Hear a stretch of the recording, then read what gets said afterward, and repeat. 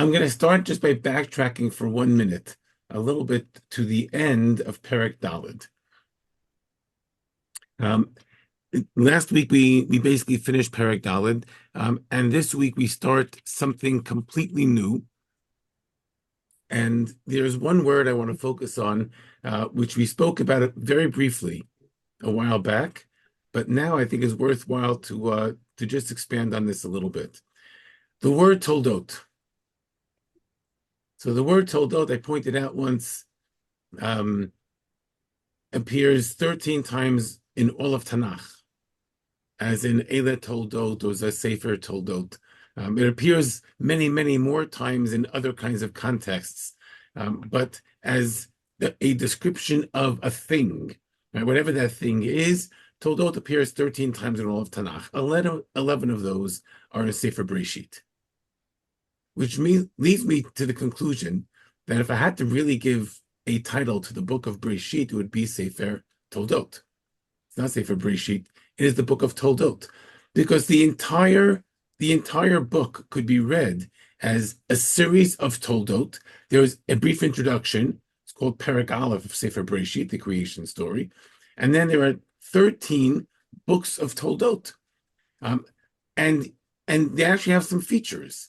So, for example, and I may have pointed this out in the past, but for example, the beginning of each book of Toldot always starts by telling me something that I already know. And it says, okay, there's one thing that I mentioned earlier. That's, that's the one thing I'm going to pick up on now, and I'm going to run with that in this new book of Toldot. And what's fascinating is you can often see a map of development in Sefer Breisheet by following the Toldot. And here's what I'm going to give you one suggestion, and I'm pointing this out now because we just finished the first book of Toldot. The first book of Toldot begins with Perek Beit Pasuk Daled and ends with the end of Perek Daled. How do I know it ends with the end of Perek Daled? Because Perek Hey starts a new Toldot. So if I were to take a look at this, and this is just a sample, right? As we go through Sefer Breisheet, we're going to go through many other books of Toldot, and we're going to do the same exercise over and over and over again. This book of Toldot begins with Eile Toldot Hashamayim Va'aretz B'hi Baram, Perek Beit Pasuk Daled. I mean, as we pointed out, it's not a different creation story. This is actually a story of how man emerged as man. How did people become people? Right? And what makes us human and different from everything else. And that's so that the summary of what people call the second creation story is not really a creation story. But the way it's phrased is Eile Toldot Hashamayim Va'aretz B'hi Baram. This is the Toldot. Okay? And Toldot, I like to translate as legacy. Like, what was the net result of this? When you look at the big picture. So this is the Toldot of Shamayim Va'aretz. This is the net result of the creation as it actually unfolded, right? And if we follow through until the very, very end of that Toldot, the end of Perek Daled, it turns out that what that first book of Toldot tells us, Hashem created people, and he created them, and people helped create themselves with the capacity for Tov and Ra, the capacity for doing good or for doing or for doing bad. Because they have that capacity, they are going to do bad at some point. It's just the nature of things. But people can recover from their mistakes, especially if they learn from their mistakes. You take a look at the whole book of Toldot. That's what this book of Toldot tells us. And towards the end, we get the sense that Cain has learned from their mistake. Adam learns from his mistake. Chava learns from her mistake, right? This is the book of Toldot, that people are going to make mistakes, but they can recover by learning from those mistakes. The damage that they did may not be undoable, right? But but they can redeem themselves by learning from their mistakes, right? And the close of that is Az Hucha Likro B'Shem Hashem. It's at that point that people can actually reach out to God. When people understand that they can recover from their mistakes, that opens the door now for people to say, okay, I can have a relationship with Hashem. Az Hucha Likro B'Shem Hashem. And that's the close of the first book of Toldot, right? Well, we're going to see many, many more of these. Next week, we will hopefully see the end of the second book of Toldot, okay? Because some of them are longer, some of them are shorter. The first one took us many months to get through. The second one will take us 2 weeks to get through. But you can do the same thing with every book of Toldot in Sefer Breisheet. For those who are curious as to where the other two in Tanakh are, so there's one of them in Sefer Devarim. It's the Toldot of Moshe v'Aaron, which is a little standalone piece, and that really is the legacy of Kehuna. And then there's one more at the end of Megillat Rut, and that's the legacy of Malchut, the very, very end of Megillat Rut. So we have Sefer Breisheet is the book of 11 books of Toldot, and then we have 2 others in the rest of Tanakh. And what that brings us to is it brings us to Perek Hay. Perek Hay is a perek that very, very few people learn. Even fewer people than that teach it. I think we can do both. I think that we can all learn, and I'm happy to teach Perek Hay. Perek Hay has 2 parts to it. There's the beginning, and then there's a whole rest of the perek, which for many people is really boring, and that's why many, many people skip it. The beginning starts us off with Zes Sefer Toldot Adam. It was the beginning of the next Toldot, and as a number of you pointed out in your comments on the Google Doc, this is the only place in all of Tanakh where the word Sefer is attached to Toldot. Usually it's just Eila Toldot. This one is the Sefer Toldot. Why is this the Sefer Toldot? I really have no idea. But that's the way it's identified, and we are presented almost immediately with a little bit of a puzzle. It's a puzzle to which I only have half an understanding.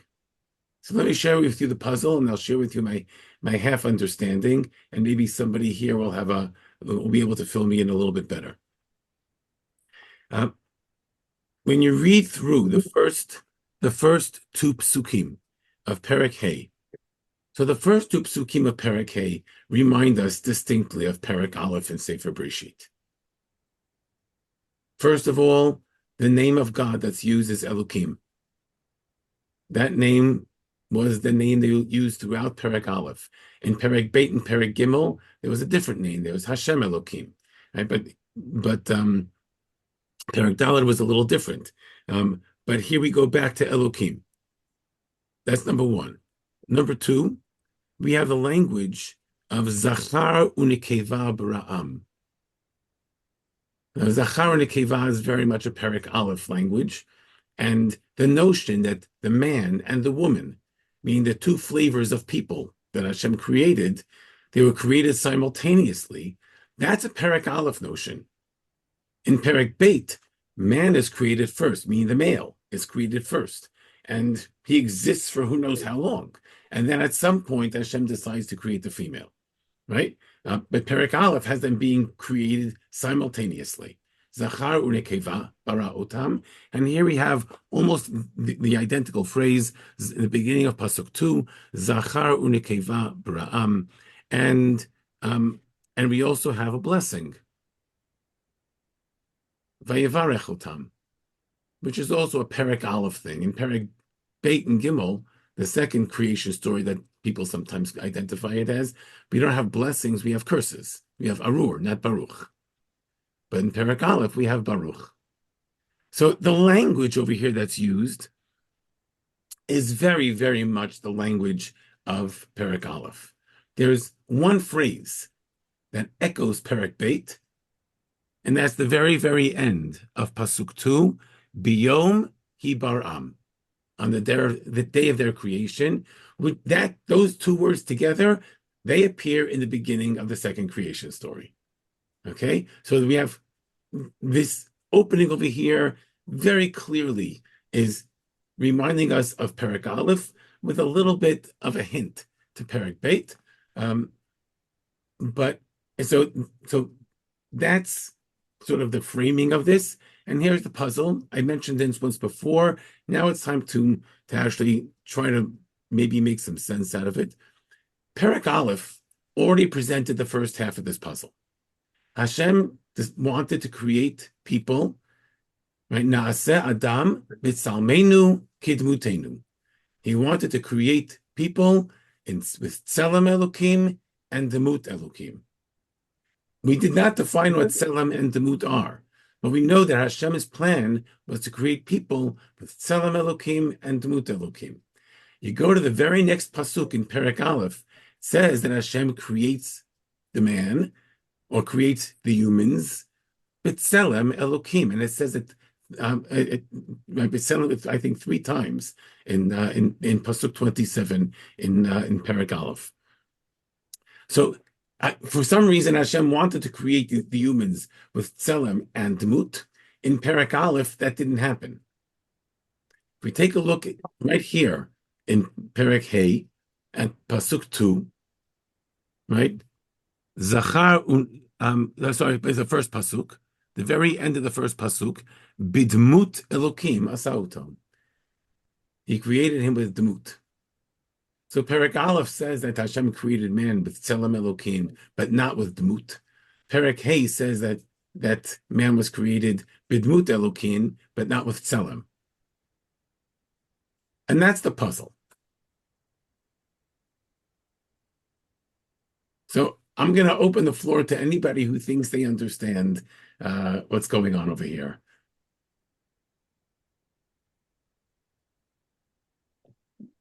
Can I take? Sure. Go ahead, Ruthie. Okay. Could probably be just so stupid, but in the first chapter, we have Elohim and Yud Kei Vav Kei acting together. So we could maybe imagine that one of them was on the Demut side. In Perek Aleph, there's only Elokim. Yeah, no, it's just Naaseh. So we. So that's the way I understand the we. The we is both Elohim and Yud Kei Vav Kei together. Okay. Okay, go with that. Then one of them is on the Demut team, and the other is on the Tselem team. And so the one who is in the first verse of chapter 5, it's Elohim. He's clearly we turn it around. Whoever wins the Tselem side is the primary actor in chapter 1. And now here in the second one, oh, look, we look out. It's Demut Elohim. Okay, so Elohim is on the Demut side. Now, I said it was kind of goofy, but what else do I have? Okay, it was worth a shot because we really have very little to go on. I wonder whether it's an allusion to why is it jumping? Why there is no line? There's people who have put on hands. Why people just jump in? Okay, Chaim, that's my problem. I mean, it's not nice. Chaim, go ahead. Okay. I heard what Ruth said, but I think, like you said, Perek Aleph, you said it's the creation of the world, and maybe it's also more than that. It's a brainstorming. It's like an engineering team working and giving the basic idea. And later on, as things evolved and the project is in place and you're creating a prototype, so you are modifying and improving as you're going.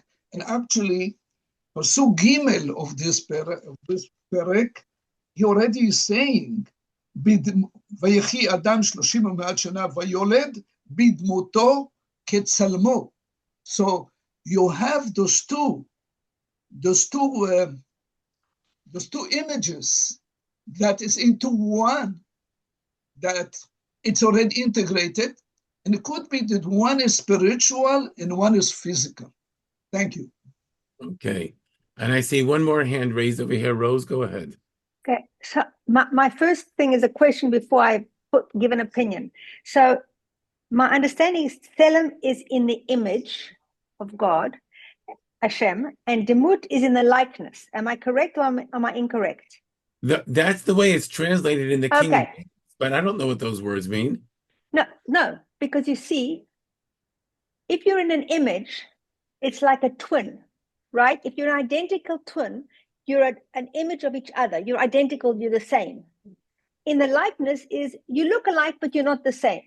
So in other words, the one is he wanted to create us the same as him, like as he was. In the likeness is we have similarities, but we're not the same. So it's not quite, it's not as specific as we think. So although it's a similar word, it's not the same at all, because likeness, brothers look alike, but twins are identical. They're one, it's an egg that breaks into two and becomes two things, but it's one egg. So I think that maybe it has slightly different implications. Okay. So we have, you understand that this is a significant challenge. We have three very, very different suggestions over here, really different. Each one of them trying somehow or another to grapple with this. I've tried grappling with it in a different way. I used to think that I was close to an answer, and I'm not convinced anymore.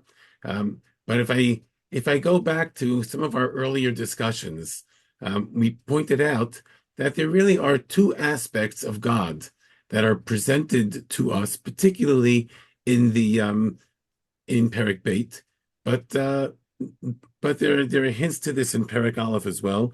One aspect of God is that God is the ultimate creator, right? There's a second aspect of God, and that God is immortal. When Hashem says, "Na'aseh Adam b'tzalmenu kidmutenu," so in an ideal, He's going to create a person, create humans that are going to be just like Him. They will have both immortality, and they will be ultimately creative and meaningful. But that's not possible,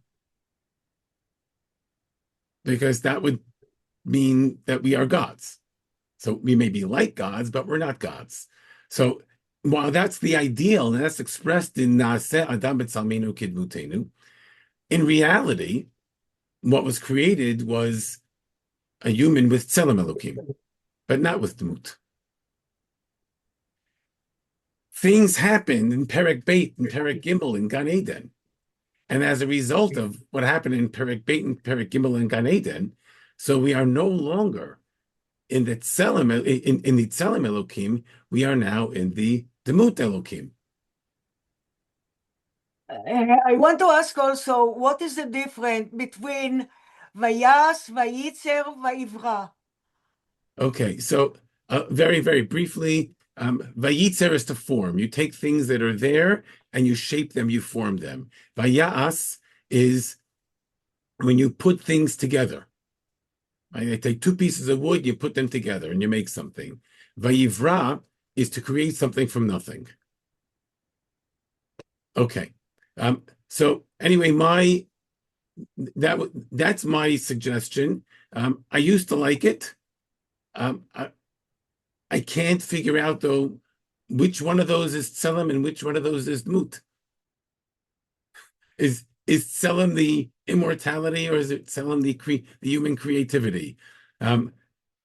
So because I can't find any kind of consistency, so that's the only idea that I have.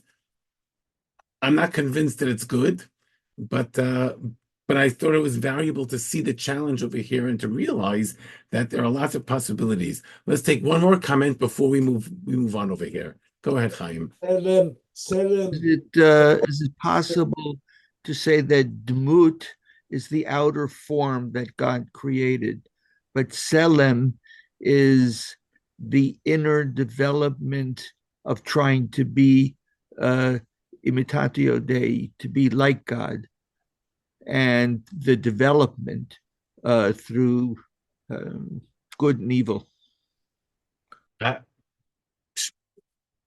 Is it possible? I don't, maybe. I mean, I can't say yes and I can't say no. I'd like to But say, that would raise the question of, again, why is one of them missing in Perek Aleph and the other one is missing in Perek Hey? I'd like to say that Selem is an allusion to Tzel Mavet, and Demut is a wordplay for Demavet. Both emphasize the mortality of Adam HaRishon. Interesting. Thank you. That's an interesting thought. Okay. With that, let's go back. We haven't gotten past Pasuk 2 yet. We're still in Pasuk Beit.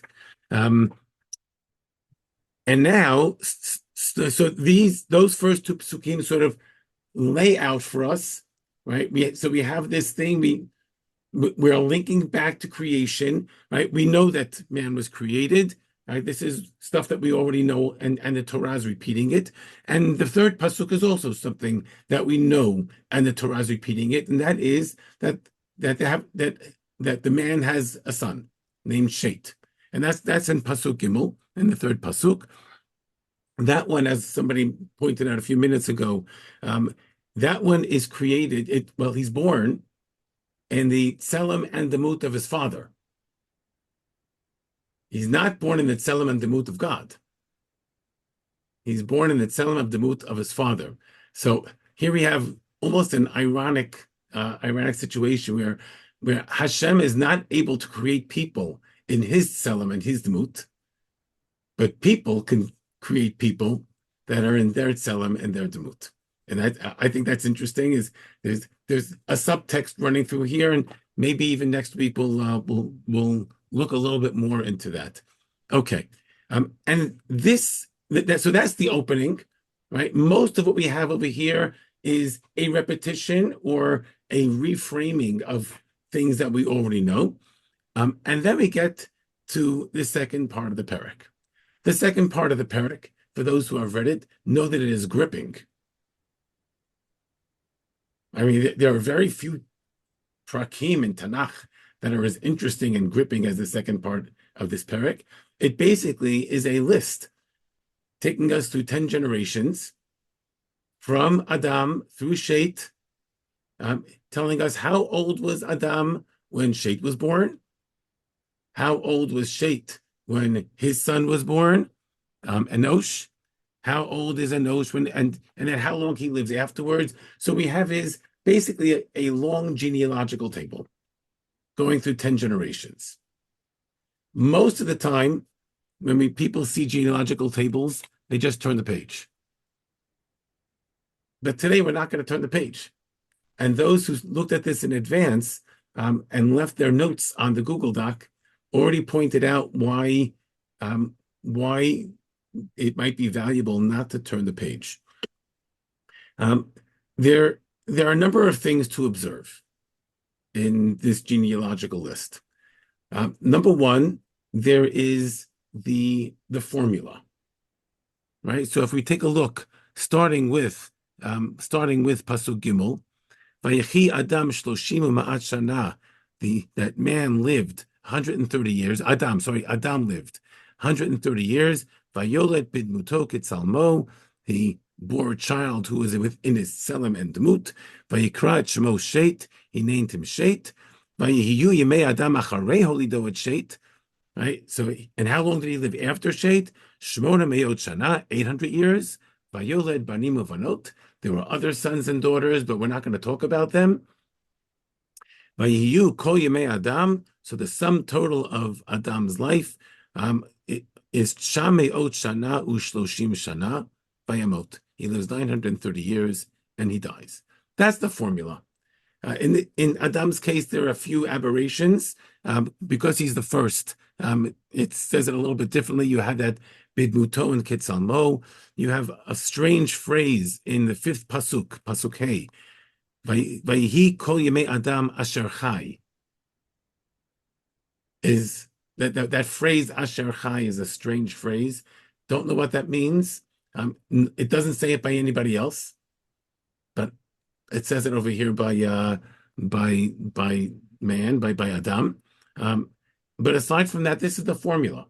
And we could read through the formula for every one of the other people who in these 10 generations, and you would see the same thing. Vayechi X, so many and so many years, and he bore a child, a son specifically. We're told the name of the son, and then he lived so many years afterwards, the son and had other sons and daughters, and then finally the sum total of their years. Okay.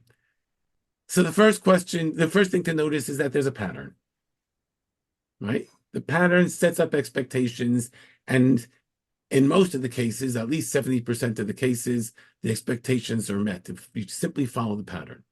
There are a number of places where the pattern is broken. And the places where the pattern is broken are what make this that much more interesting. The pattern is broken when we get to someone named Chanoch. Okay, Pasuk 21, Chaf Aleph. Rabbi, Chaim Rabbi. has a question. He's had his hand up for a while. Chaim. I understand that, Chaim, but we had a very long discussion earlier, and I'm sorry, you're just going to have to wait. I apologize. I will wait. Okay. Pasuk 21, Pasuk Chaf Aleph, Vayechi Chanoch, Chamesh v'shishim shana.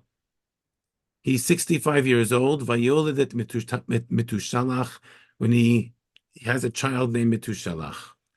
Vayitalech Chanoch et Elokim, acharei holidu et Metushalach. So all of a sudden we have a break in the pattern. Doesn't say Vayechi Chanoch. Says Vayitalech Chanoch et Elokim. Chanoch reflexively, that Vayitalech, so he walked, but that flex, it's used in a reflexive tense, right? Vayitalech. We saw that one time earlier when God was mitalech bagan, or God's voice was mitalech bagan, and here we have again Chanoch is mitalech, and is mitalech with Elokim, whatever that happens to mean. He's mitalech with Hashem. After birthing Metushalach, after siring Metushalach, 300 years, Vayoled Banim Uvanot, and now we have the second aberration with Chanoch. He lives only to 365 years. Everybody else in this list lives to 900 years or more. Chanoch only lives until 365.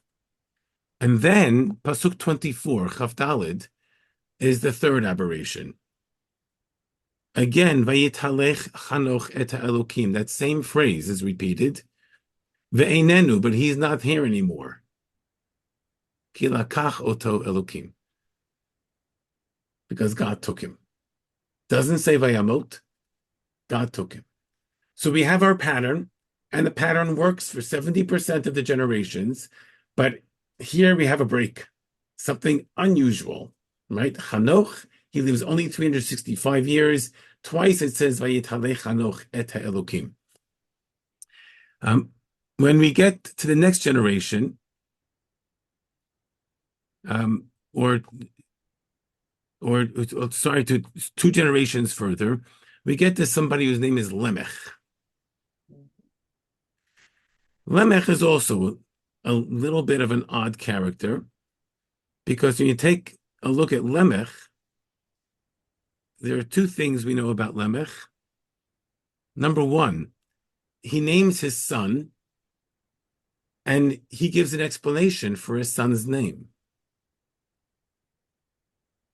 There are no explanations for the names of anybody else. Not Enosh, not at least here. There's no explanation for Shet, Enosh, Kenan, Mahalal El, Yeret. There are no explanations for their names. But when you take a look at Pasuk 28, Kafchet, Vayechi lemech 82 shana, u'ma'at shana, vayoled bein. He gave birth to a son. In all the others, it says what the son's name is immediately. Vayoled bein. And we're expecting a name.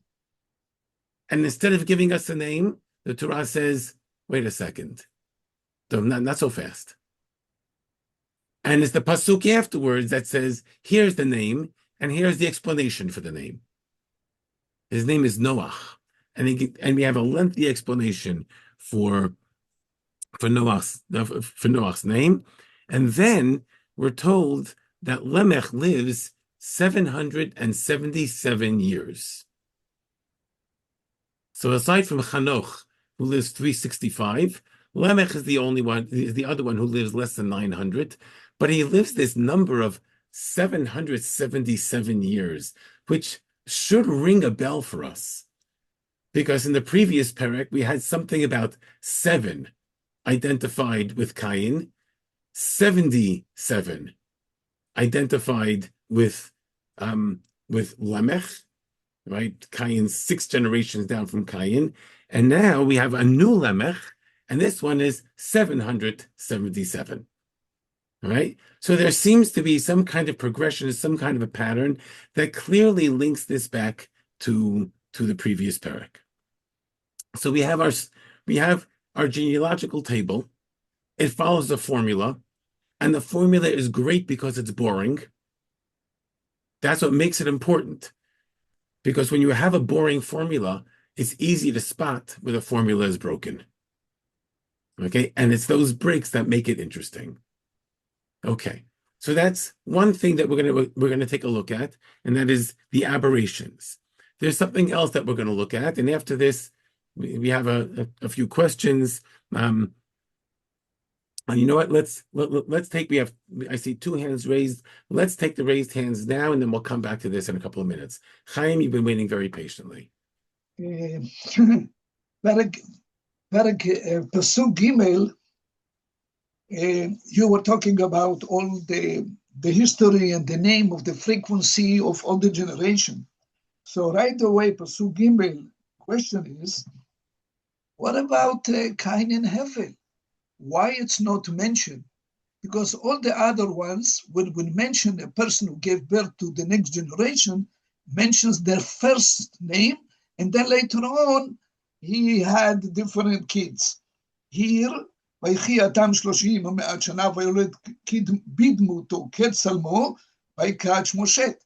Where is Cain and Hevel? So that's an interesting question. First of all, I'm not sure why you assume that for all the others, the son that's mentioned is the first. It is the first. You should check that. No. You don't know that. But I am allowed to assume. The one that's mentioned is the one that links us to the next generation. Okay. Because basically what we have over here, how do we get from Adam to Noach? That's what this parak does. Okay. Then the other So it doesn't mention the first son, it mentions the one that's going to bring us to Noach. The other comment I would like to do in Pasuk number Hey, Vayihu kol yemei Adam asher chai. Chai, I think, when it comes to Adam and the creation, says Hashem said, Vayipach bo ruach. I think the only person that you have that thing is Adam. So Hashem, when he made his body to bring him to the next state, the next stage of life, he blew something, whatever it is you want, to bring them from the physical. He gave them the push to continue, and I think that's the only place that you find really also the combination Asher Chai, only here. Ba'adam. Thank you. Okay, Claudette, you also had a comment you wanted to make? I like the um, idea of paying close attention to this particular chapter, because, like you said, we usually skip over it, right? Um, I When I look at the pattern now, I see two other things that is just glaring. Is that Enosh spent 300 years of his life with God, serving God. Only 65 years were really of, maybe growing up, I don't know. And then when you look at Noah's, the little break in that pattern is that we go right back to the curse of the land, that Noah is going to change, work, and make that land possible because it was cursed, you know, in the previous chapter, we talked about when God cursed the land, not the man. In Noah's life, it is said here, and from the toil of your hands, out of the curse, which means this one will provide us with relief. Thank you. There's a lot of work to do about Noah, and we're going to get there. Thank you for pointing that out.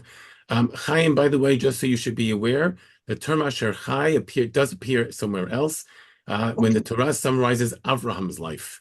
It says, so just be aware of that. Okay. Yeah, but here in this case, is individual. Okay. Thank you. Great. Okay. So we have our pattern, and we have aberrations from the pattern, and that is one thing that we're going to have to focus on. There's something else to focus on over here also, and again I have to credit the writers on the Google Doc for noticing this and for pointing this out.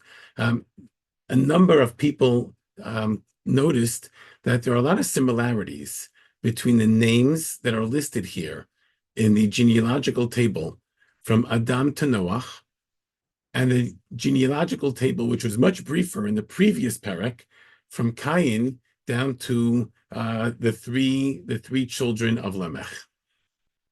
And I'm just going to show you very, very briefly a slide where I map this out so you can see this. I'm going to share my screen for a moment, and then you'll all be able to see this.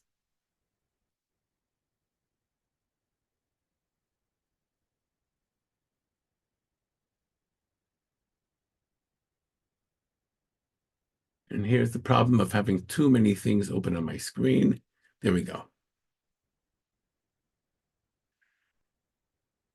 So on the right-hand side, I'm just going to review what we said last week. We have Hevel, and we have 7 generations from Cain. We have those who are named after Hevel. Yaval, Yuval, Tuval, Cain. And then there's a 4th child there, Naamah, who we're not going to get to discuss for another few weeks still. Okay? So that's what we have on the right-hand side. But if you take a look at the two columns, you'll see there's a similarity. And here's, you have the arrows, Cain and Canaan. Canaan reminds us of Cain's name. Yered sounds a lot like Irad. Chanoch sounds very much like Chanoch. Metushelach sounds very much like Metushael. Lemech is identical to Lemech. And then there's one more in the middle. We have a dotted line. It's not exactly right. Mechu Yael and Mahalal El, right? He brings God alive and he praises God. So they're not exactly the same, but when you have 5 others that match literally one for one, this one seems to be somehow or another connected also. And the question is, what is going on? What's happening over here in this genealogical table that the descendants of Shet seem to have names that are either similar to or identical to every generation from the line of Cain, with the exception of the last generation that we have from the line of Cain. Right? Once you see it here, right, it sort of just jumps off the page. So the question is, what's happening over here? And I like to offer a simple suggestion, right? And the suggestion is actually right here on the screen that you see in front of you. We already have a model for this in what we discussed last week, that 7 generations from Cain, people are worried. There's the curse of Cain. And what does that curse of Cain mean? And what was that 7 Shivatayim Yukam mean? Does it mean God is going to avenge somebody for 7 years, 7 times over, 7 generations? Does it mean that Cain is going to survive only 7 generations? We saw that whole story with Lemech and his wives, that maybe they thought that that the 7th generation was going to die out and they did not want to have children. And therefore what they did was, in order to redeem themselves, they tried redeeming Hevel. Hevel didn't die. Hevel's legacy lives on. So we're going to have somebody named after Hevel. Actually, we're going to have 3 people named after Hevel. And they're going to carry Hevel's name. One of them is actually going to carry on Hevel's legacy in terms of the work that he did. So if Hevel's legacy lives on, maybe we can survive too. That's what we said last week in trying to understand why Lemech, moving into the 7th generation, names his 3 children after Hevel, and why the Torah gives us all those names and their occupations. It seems like in the line of Shet, they're doing something very similar. Shet names his first son Enosh. You're humane, you're a mensch. That's his name, Mensch, Enosh. But starting with Enosh, he starts naming his children after people from Cain's line. And that's not by accident, it's intentional. So that Canaan takes on Cain's name, and Mahalalel maybe takes on Mehuyael's name, and Yered takes on Yerad's name, and Chanoch takes on Chanoch's name, and Metushelach takes on Metushael's name, and Lemech takes on Lemech's name. And by the way, something very interesting. The Lemech from Cain has 3 sons. The Lemech from Shet's side, right? He has Noach, who has 3 sons. There's a parallel there, right? There's a very powerful parallel. Later on, by the way, we'll find that Terach has 3 sons, right? The end of a lineage is often marked by somebody with 3 sons. Right, certainly at this stage of Sefer Breisheet. Later on, things change, but we have Shet or Enosh, right, is naming from his line. There's somebody who's carrying a name of one of their cousins from Cain's side, and the only explanation I can think of, and it could be there are others, but the same way that Cain's line is concerned about that curse and what it means, and maybe this is the end of the line for us. Maybe Enosh has the same concern. Not that it's the end of the line for himself, because he wasn't included in that. He was, right? Shet was born only after, Cain was, Cain killed Hevel, and that whole incident took place. But somehow or another, the same way that Cain's line wants to immortalize Hevel, so Shet's line or Enosh's line want to immortalize those from Cain by carrying on their names. They're trying to redeem them. Who's the first one not named after somebody from Cain's line?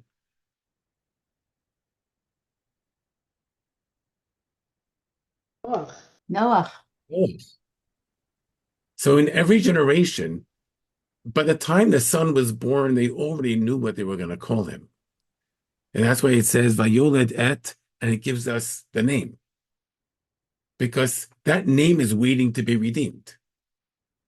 But once all of those from Cain's side have been redeemed, right? 7 generations from Enosh, so Noach is born, and he doesn't have a predetermined name. So what's his name? So it's, first of all, the Torah says, Vayoled Beit. It's a son. His fate, his name is not predetermined. And who is he? He is the one who's going to bring us relief from the curse. Now, without reading the Chumash, we have to read the Chumash, but without reading the Chumash, right? What curse, right? Just based on what we see in front of us, what curse is? Are they trying to? Do they see Noach as relieving them from? It's the curse of the shadow of Cain. Now we don't know that there even is such a curse. And that's the fascinating part about this. I don't know if they were sure that that was the curse, but they certainly felt that there was something impending. There was something happening over here, and it could mean the end of, I don't know, the end of something, or right. And Noach, you are going to be the one that is going to bring us relief from that dark shadow that's been hanging over us for the last 7 generations. Okay, so here's a genealogy, and the genealogy tells an incredible story. Right? Just by looking at this. Okay, I see Chaim, you have your hand up. Go ahead, I'm going to stop my screen share.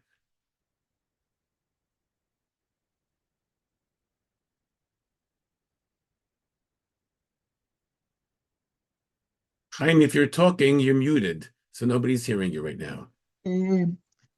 Could be that the name Metushael is made out of 2 names, Meto, Sha'al. Basically, that's exactly what you are talking about, that Cain has regret, and he says Meto Sha'al, and later on, Meto Shalach, Metushelach. Basically, at that moment, that they are over that concern, that problem, that sort of, like you have an load on your neck and you're not able to lift up your head. Maybe those 2 names are something to tell us about the total environment, the total climate that they are living in. Thank you. Thank you. Okay, Wendy, you had your hand up. Okay, I just found it a little interesting that this is happening these 7 generations after they already have the relationship with Hashem. So it's curious that they still feel that they need to somehow compensate, or maybe that's part of it. Having a relationship with Hashem allows them to redeem themselves. You said 2 very interesting things, and I think it's worthwhile following up on those. Okay, Rose, you had your hand up as well. Rose, you're muted. There are about a couple of specificities about Noah. Number 1, as you said, his name is different to the others. Number 2, we aren't redeemed, because that's why Hashem has a mabul.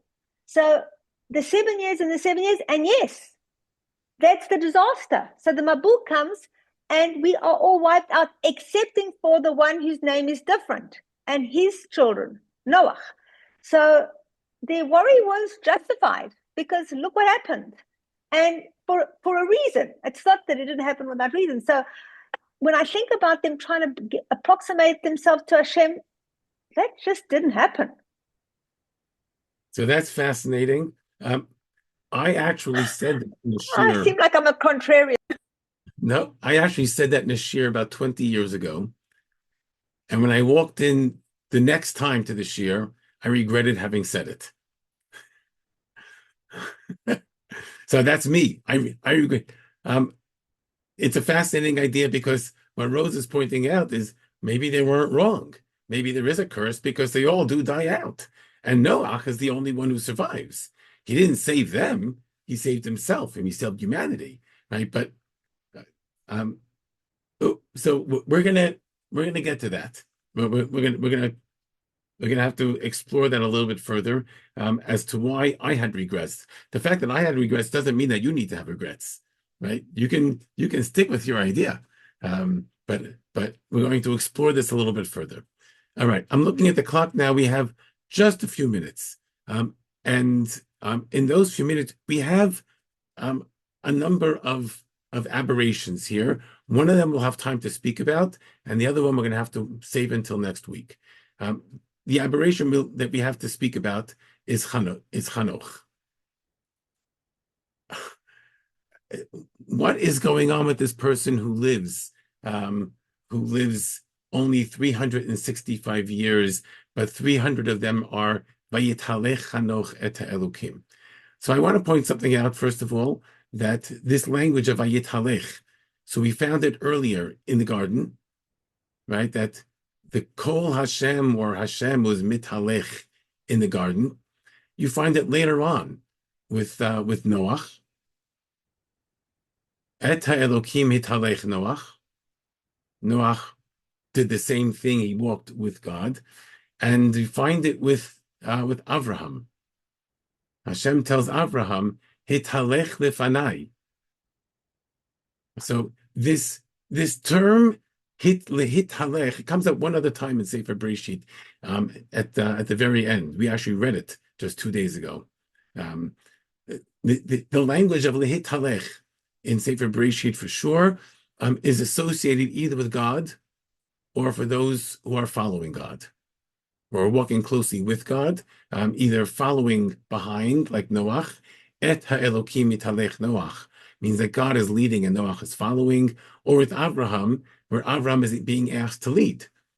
Hitalech lefanai. Hashem says, "You go first, I'll follow you." Right? So that's number one. There's something about Chanoch over here. Chanoch is following God in a way that mirrors Noach, Avraham, and God himself. Okay, so that language, which appears twice with Chanoch, sort of points towards that. Aside from that, we have this mysterious Chanoch who lives for 365 years. And when you hear 365, the first thing that should come to mind is, well, that's a full year. 365 days, and he lived 365 times 365, which suggests that Chanoch lived a complete, perfect cycle, a year's worth of years. Like, so there's an element of perfection that seems to surround this guy over here, and that sets him apart from everybody else. It's also interesting, I believe Chanoch is the 7th generation from Adam, which again, the sevens over here keep coming up again and again. So a 7 is the number of completion, a number of perfection. So there's a lot happening over here with Chanoch that is letting us know that there's something very special about him. And the other thing that it tells us is that he didn't die. It says ve'enenu. God took him.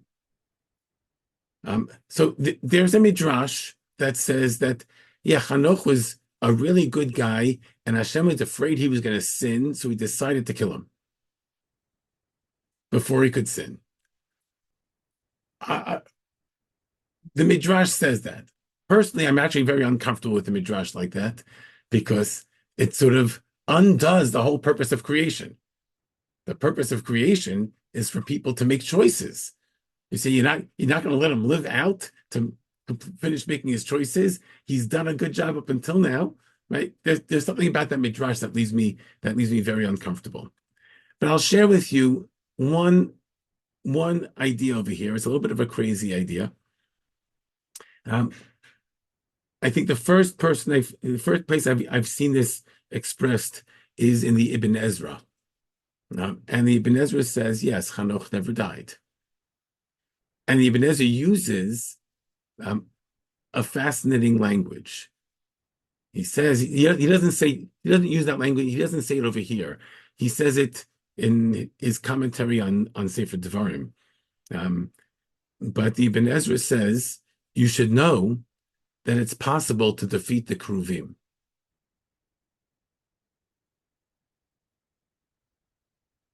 Now, the Ibn Ezra likes speaking in riddles, and this is one of his riddles. And usually he often speaks in riddles when he has an idea that's a very profound idea, maybe a little bit of a radical, dangerous idea, and he doesn't want to say it outright. He wants to say it in ways that, if you can figure this out, then you deserve to understand what I just said. And that's really typical of the Ibn Ezra. He's a great riddler. Says, you should know it's possible to defeat the Kruvim. And he quoted a pasuk from Tehillim, where again talks about it comes from one of the prakim we say in the house of a mourner, in the house of a veil, and the language that's used there, person is grappling with mortality, and he's asking, Ki kacheni sela, take me. I'm scared of mortality, so take me. Right? Which is the same language that's used here. Ki lakacho Elokim Hashem took him. And the Ibn Ezra says, sort of as Ruthie just commented in the chat box, that if you want to use the language of Parashat Breisheet, he went back to the garden. It's possible to defeat the Kruvim. It's possible to go back to the garden, which is ironic because the way we understood part of Hashem's message to Cain is you can't go back. And apparently, if the Ibn Ezra is correct, so you can't go back to escape from this world.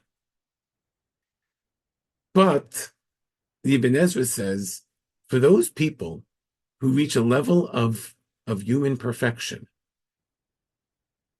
this world is no longer an appropriate place for them. I'll say it a little differently. You reach a level of perfection, you lose your ability to choose between good and evil, because you will always choose good. And for somebody who's always choosing good, this is the wrong place. You belong someplace else. It's the inverse of the story of the garden. The story of the garden is they learned how to choose bad, and because they learned how to choose bad, the garden wasn't appropriate. Well, Chanoch, and it's ironic because it's the name Chinuch, he taught himself how to choose only good. So Hashem says, you don't belong here anymore. So ve'einenu, God takes him out of here. And that's how you defeat the Kruvim. That's how you get your way back into the garden.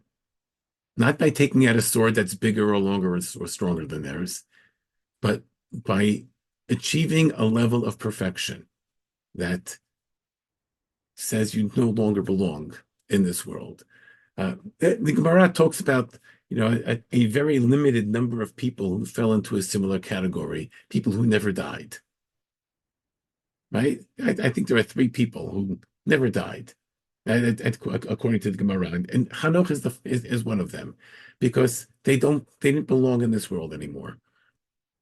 So Hanoch, who achieved a level of perfection, a year's worth of years, he walks with God, and he walks with God. Vayitalech Hanoch et Elokim, Vayitalech Hanoch et Elokim.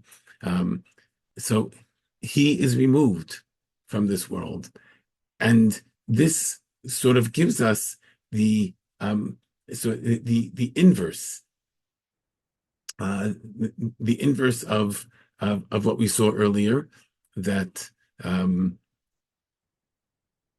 earlier we saw that human nature is usually to do bad, and because of that, there's going to be forgiveness. Because of that, there's going to be tshuva. But here we see that it's possible to overcome that human nature. It's not easy, right? Meaning, according to Chazal, there are 3 people in the entire Tanakh who fell into that category. Okay, so, but the concept, I think, is a fascinating concept. All right, Susanna, you've had your hand up for a few minutes. Please share. Thank you. So first of all, I want to say, normally I'm not available at this time. I've been following you on Archive. It is a wonderful class. So the only thing that what comes to mind with Chanoch although it's a little counterintuitive. I think of Eliyahu. So you talk about all the sevens and the 365, and there's this completion. And Eliyahu was always searching for, demanding the truth, but he didn't know how to do it. Yeah. Um, it's interesting because Eliyahu was also one of those people who is not in this world anymore because God took him. Eliyahu's story, I think, is different. I think God took him not because he was too good. Right, yeah, right, yeah. God took him because he also did not belong in this world. Right, because he didn't know how to affect people. He was very demanding. He couldn't tolerate anything that wasn't perfect. Right. Right? So he doesn't belong here. Yeah. Okay. So with this, we've looked at most of Perek Hay, not all of Perek Hay. There are still one or two pieces left. Most importantly, we have to look at the move from Lemech into Noach. But as we do that, I think we're also going to go a little bit further, maybe to go until the end of Parashat Breisheet. Okay, which is another 8 psukim.